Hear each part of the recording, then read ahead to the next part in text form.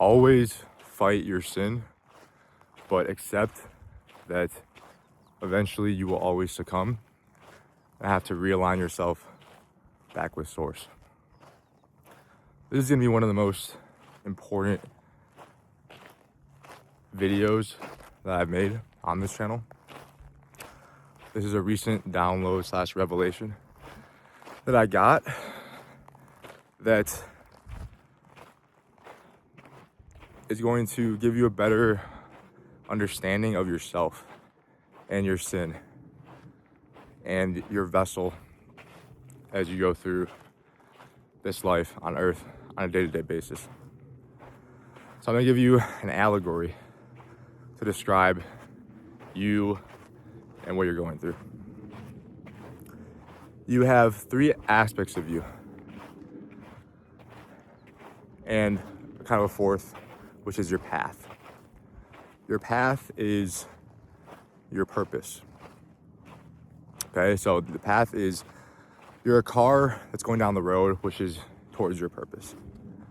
Your car is your vessel, because your car is what is physically touching the ground and moving forward towards your purpose. It's what is actually interacting with the material world. This is going to be your physical body and your identity, your name, right? So my vessel is Michael in this body, and it is how I go and interact with the material world. Inside your vessel, you have 2 things. You have your ego and you have source. You have a spark of God. And these 2 things battle for which is going to be in the driver's seat. And whatever is in the driver's seat is going to control the actions that you take on a daily basis. It's going to control physically what you do with your vessel. Your actual physical actions in the material world in your day. And so what your ego is your sin. That's your ego. And what your sin is, it's different for everyone. It's wherever you get the most dopamine from. So for example, let me go through each of the 7 deadly sins. If you're someone who gets the most dopamine from food, your sin is gluttony. If you're someone who gets the most dopamine, if the most pleasurable activity for you is sex, your sin is lust. And that's a part of your ego, is you're lustful, right? If food is your biggest dopamine source, you're gluttonous. If you feel the most dopamine from hoarding resources and wealth and gathering and money and being selfish with it and hoarding it for yourself, that's what gives you dopamine, your sin is greed. If your brain gets the most dopamine from anger and feeling angry and taking it out on people, your sin is wrath. If you feel the most dopamine from seeing others fail and hating, this is where haters come from, is that their sin is envy. So I can't understand why people spend so much time and so much energy of their free time spent hating on other people. It's because these people are doing better than them. They feel envious, and because they're envious, their brain gets the most, because envy is their sin, it's related to your dopamine, and they get generally the most dopamine from hating. I get 0 dopamine from hating other people who are better than me, even when I was at my low point. So I don't understand. And honestly, if envy is your sin, I almost feel the worst for you. Like that's probably the sin that, to me, like, if that's your dopamine source, I feel bad for you. Because everyone has one. If you get the most dopamine from laying around, being entertained, watching sports, playing video games, smoking weed, and doing nothing, rotting basically, if that gives you the most dopamine, your sin is sloth. And lastly, the most common, if You get dopamine from external validation of others telling you how great you are and feeling a sense of superiority above other people in certain ways, whatever way that gives you the dopamine to think about and to revel in. Your sin's pride, which is probably the most common. And each of us have different propensities towards these sin, but there's typically one that gives us the most dopamine. And then some other secondary ones that are also give you a lot of dopamine. All right, and everyone has some of which they feel almost no dopamine from. And they don't understand why someone else is doing what they're doing, why someone keeps succumbing to that sin. And they can't give any advice on how to overcome it because they simply don't get any dopamine from it. So for me, my sins are my B sin, which is like my lower level sin. Dopamine source is gluttony. So I get a lot of dopamine from food. And what happens when your gluttony and your ego, which is your sin, and the source, only one could be driving your vessel, which is the vehicle, on the road of your path in the world at a time. So when my sin of gluttony gets in the driver's seat, what am I actually doing with my actions in my vessel? I'm binge eating. So I've struggled with bulimia, binging and purging, to the point where my throat was hurting because I would get so much dopamine from go puffing a bunch of junk, Oreos, chips, candy, and just eating it all. And because I'm also vain, which is not a sin. Vanity is not a sin. I mean, I'll make a separate video on that. And vanity, I think actually it's a good thing. I think looks maxing is a good thing. If done the right, if not for the source of pride. But when my gluttony is driving, I binge eat, and then because I'm vain, I didn't want to get fat, so I would throw it up and stick my fingers on my throat into the toilet and puke. And to those of you who don't struggle with gluttony, that sounds disgusting and pathetic. Why don't you just be disciplined? You have no discipline that you binge eat food like that. Probably my most legendary binge was one time this was before I became enlightened to the truth of veganism and the meat tricks. And I thought that tortured, rotting, dead animal flesh was the ultimate source of nutrients and life for me. So I was heavy animal-based and very low plant-based.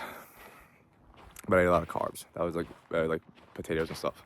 But the most legendary binge was I had one time in one sitting, I just sat down and I had 35 bone-in Wingstop wings with an entire tub, not a cup, entire tub that you buy from Wingstop of their ranch, which that in and of itself was probably about 400 calories. After I did that, my gluttony was not satiated, and I immediately made a dozen eggs with a bunch of cheese thrown in and mixed in scrambled eggs, and I ate that immediately after.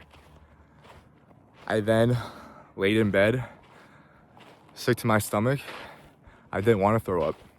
This one was I had fasted beforehand a little bit, maybe like a day. So I was like, okay, I'm not gonna throw this up. This is gonna be like kind of my feast.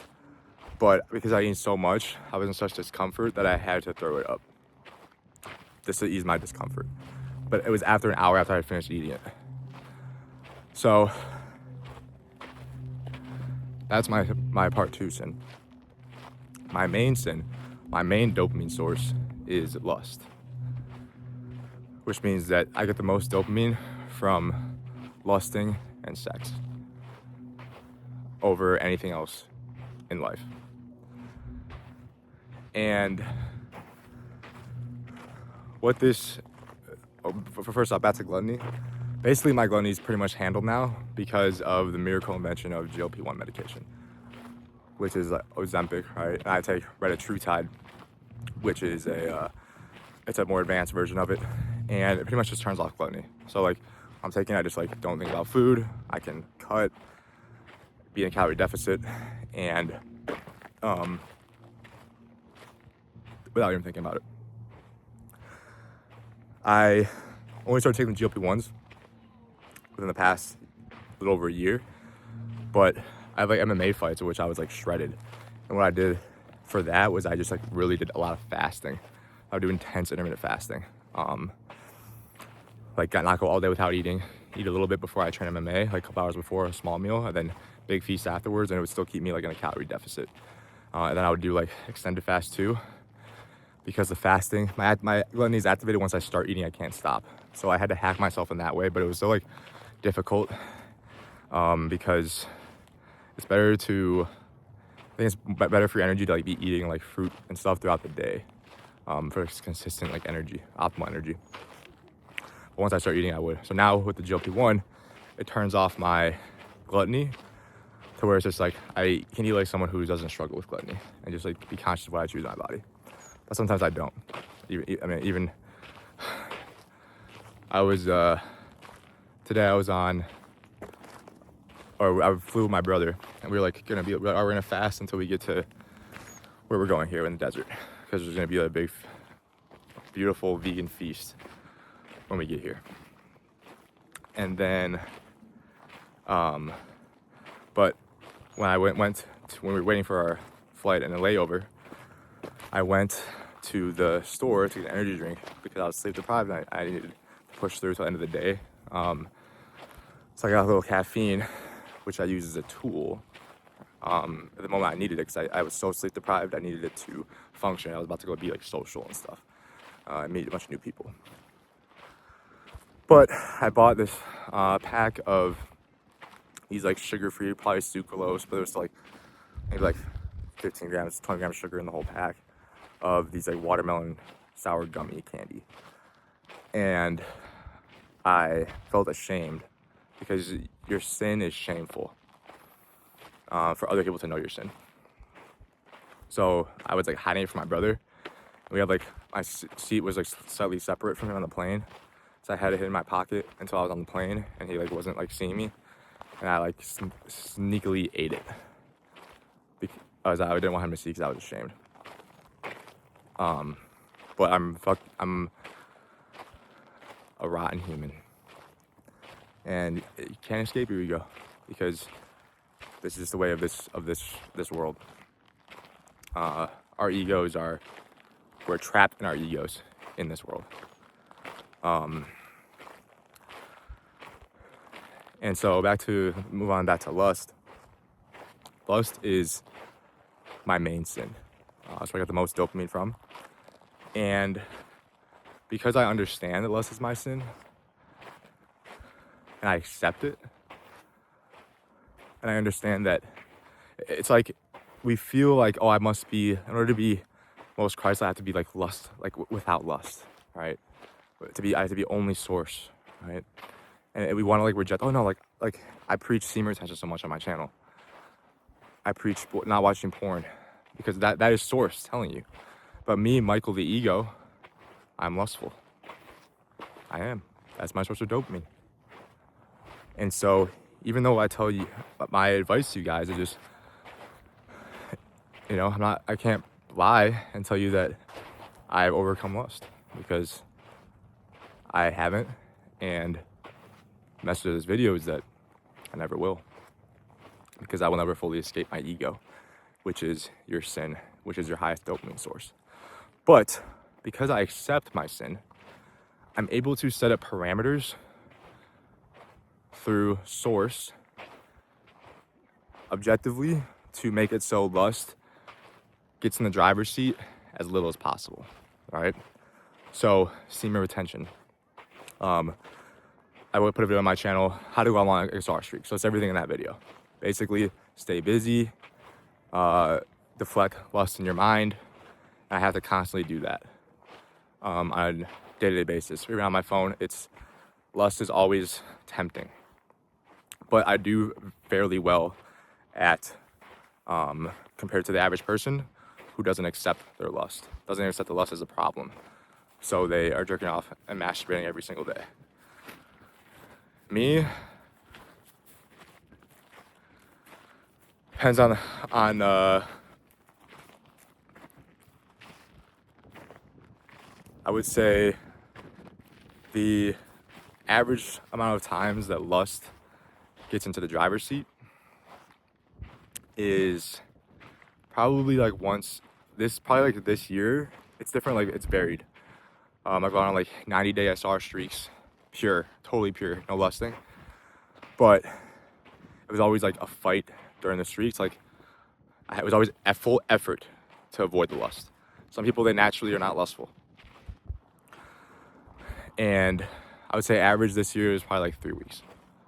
So probably like once every 3 weeks, lust gets into my driver's seat and I watch porn and edge. All right, that's straight up. And I'm fully accepting that and sharing it with you that, and it's shameful. But the reason I can share that with you is because the sin that I struggle with the least is pride.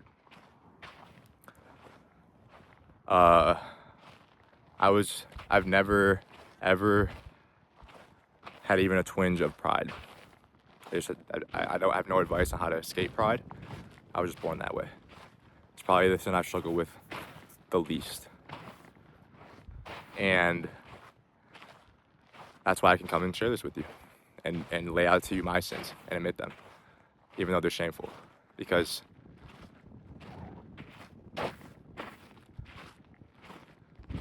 humility comes extremely easily to me. Because a lot of you are going to view my sin as pathetic. My boy Volkvice, who I've been posting content of our conversations with on our channel, who's probably gonna watch this. This guy's like, I go 5-year semen retention, no release, 3.5 year celibacy, and then 1.5 year with my wife, no release. As experiment, I release once a week for a while, but now back to pure semen retention, and I fuck my wife daily, no release, pure discipline and mastery. I'm like, damn, I respect it. And him hearing that I watch porn maybe once every 3 weeks, he's gonna be like, pathetic, discipline, no match for me. Well, yeah, brother, that's because lust isn't your sin, it's pride. And so back to the parable, your material body, your vessel, is going down the path of life. And you not having a purpose is you not having a path, and your vehicle is just kind of wandering aimlessly. All right, once you have your purpose and you know what you should be doing on a day-to-day basis, you have a path set. And you have source and your ego, which is your sin inside of you. And both are in the car and cannot leave. You can never fully kick your ego out, and you can never fully kick the source out. And one of these is going to be driving the car at all times, and only one. Everyone has a different propensity for how much their ego forces itself into the driver's seat and controls your actions. But if you understand and acknowledge the source in you and have a purpose, you will always be realigning it back with source. And that's why you must accept your sin, because you'll never escape it. You'll always, because you're a human with an ego and you can't lose your ego, which is your sin and your dopamine, you'll always relapse. on your major sin, always. Sometimes in small ways, sometimes in big ways, but it will always force itself back into the driver's seat occasionally. The goal should be to be aware of your sin, accept that that's your nature. What are you? Say, my name, am blank. My name, am lustful. I, Michael, am lustful and kind of gluttonous, but not anymore, thanks to the GLP-1 miracle drug. Say, my name, am greedy. My name, am prideful. Whatever your sin is. And accept that you can't escape that. And every once in a while, it's going to find its way into the driver's seat of your vessel, and you're going to be acting with the pursuit of that dopamine source, which is your sin. Once you accept it, you can then best understand yourself and realize when you're giving in to your dopamine, to your sin, and set up parameters on a daily basis to prevent yourself from allowing your ego to get in the driver's seat of your vehicle and keep source as the one in control. But I have no advice for anyone with their sin besides the sins I experienced, which is only gluttony and lust. So seek a mentor whose ego and sin is your sin and learn from them, right? I made a video, how to go on long steam retention streaks. That's the best way in that video to overcome lust. And then I'll make another video on like gluttony, but I've talked about it kind of a lot. It's like basically intermittent fasting. Just take the GLP-1, guys, if you're gluttonous. It's also important to surround yourself with brothers who you admit your sin to and are aware of your sin and can be allowed to check you on your sin, because you're going to be blind to it. You're going to just be blindly as your ego and your brain chase the dopamine of your sin and allow it to get into the driver's seat. So, for example, my brother Joe, his sin is pride. And many times his struggle is pride always getting into his driver's seat. Joe is an absolute machine. He is gifted in a way of his energy and drive is unmatched and infectious. And Joe has both source and ego in him. His ego is pride, because that's his sin. That's where he gets the most dopamine from. External validation, feeling like better than others. Other people telling him how amazing he is and stroking his ego. And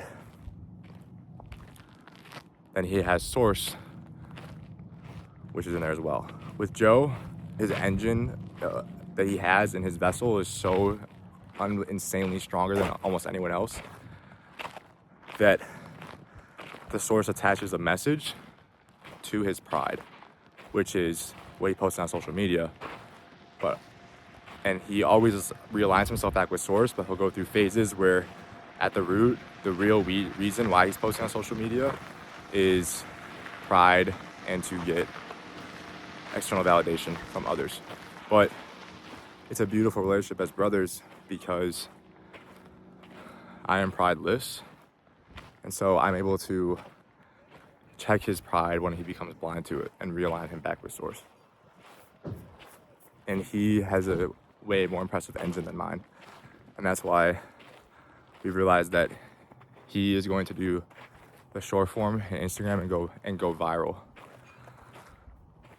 and grind the short form content, whereas I am going to, he's the machine and the grind, I am the wisdom and pridelessness to spread to you guys these long form videos as wisdom.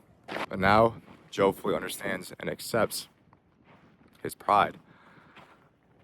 So now he's gonna be much better at not allowing it to get into the driver's seat, because now he can study pride itself and his mechanisms behind how he allows himself, how it forces his way into the driver's seat of his machine, of his vessel. Then Joe will re-ground himself with source.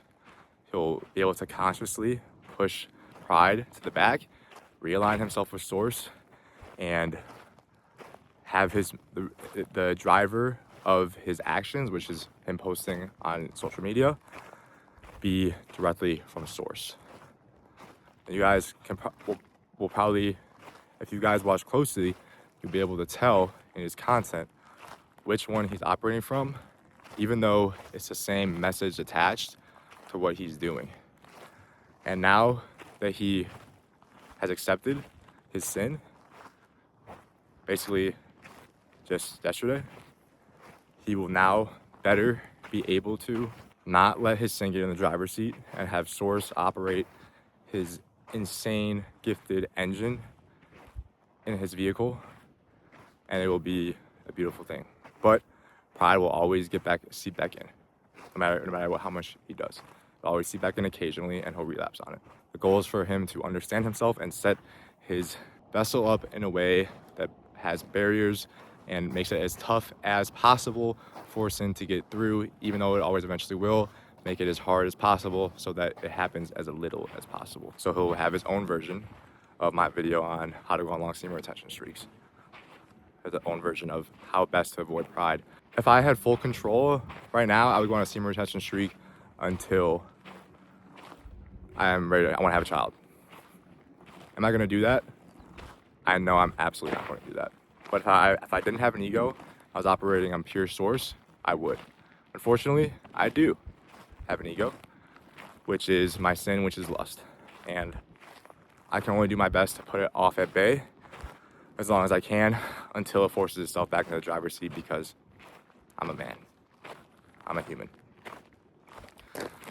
But for me, for a while, I have a good control on lust now, and my life now, I feel as though my ego is just sitting in the back seat of my vessel with my feet up, looking out the window, just not thinking about anything, being at zero.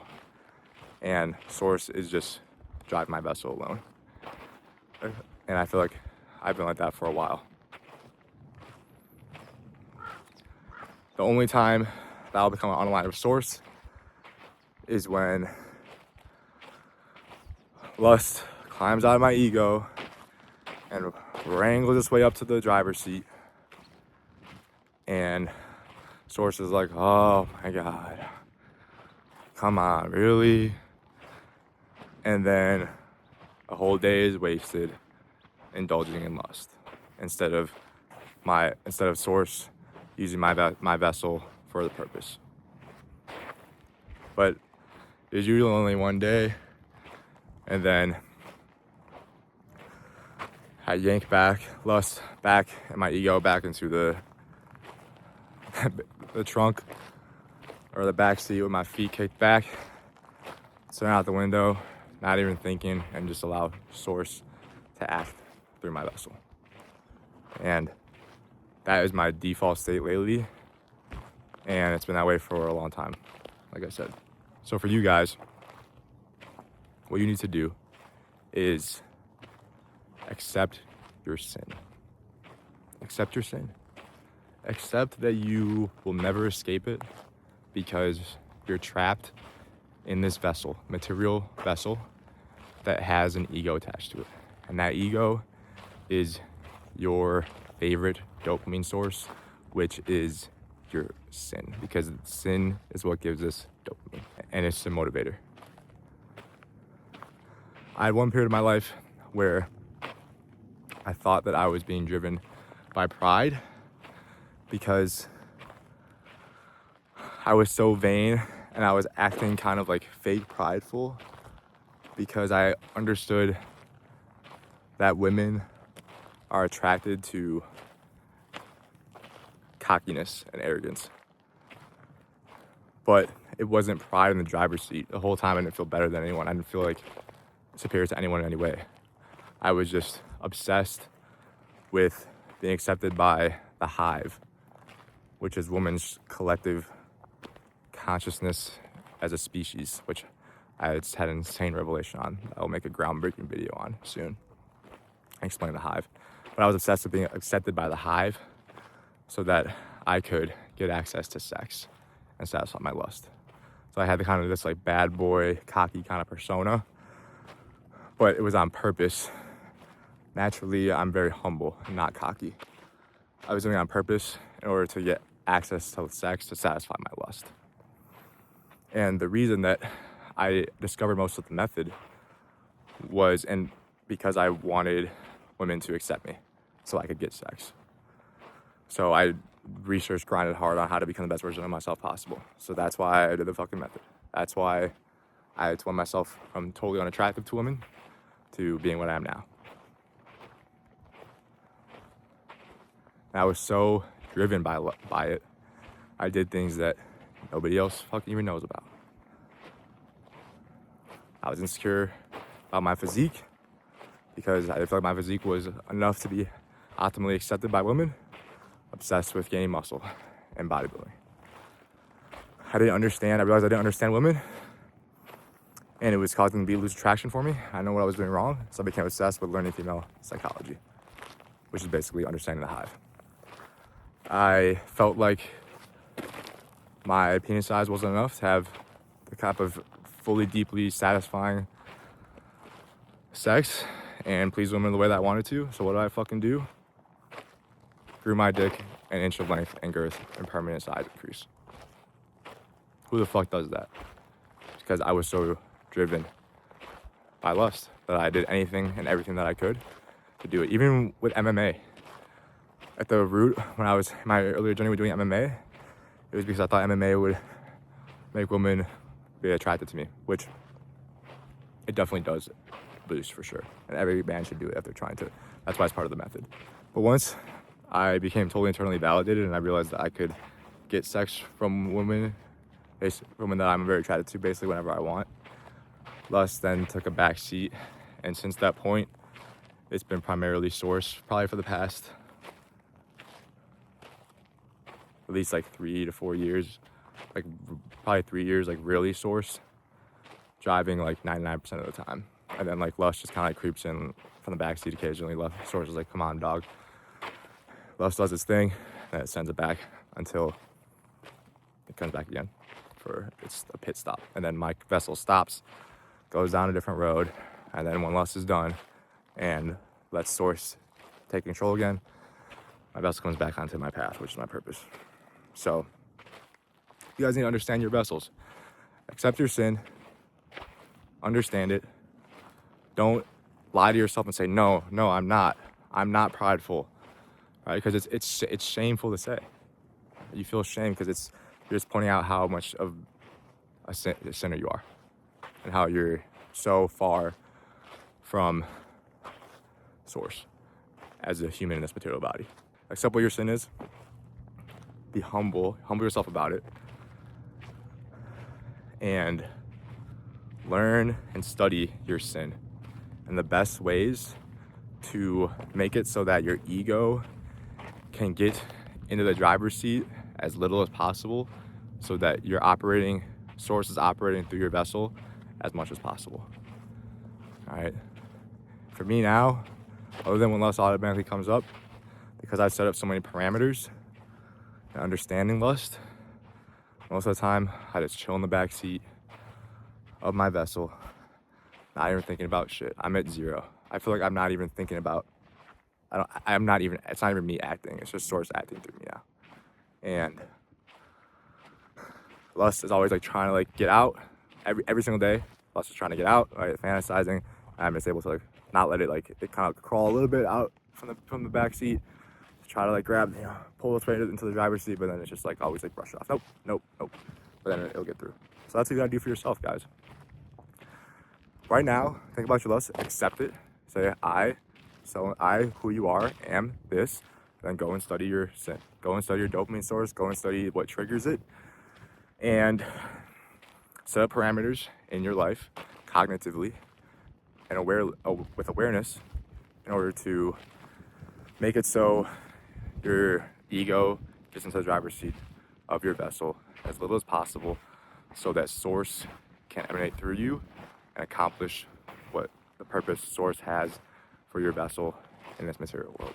I hope you guys grasp this parable that I'm trying to convey to you so you can better understand what's going on within your vessel so you can best properly control your vessel and align it with your purpose. Love to hear your guys' thoughts on what I'm saying in the comment section below. I love you all, and as always, subscribe for truth. Peace.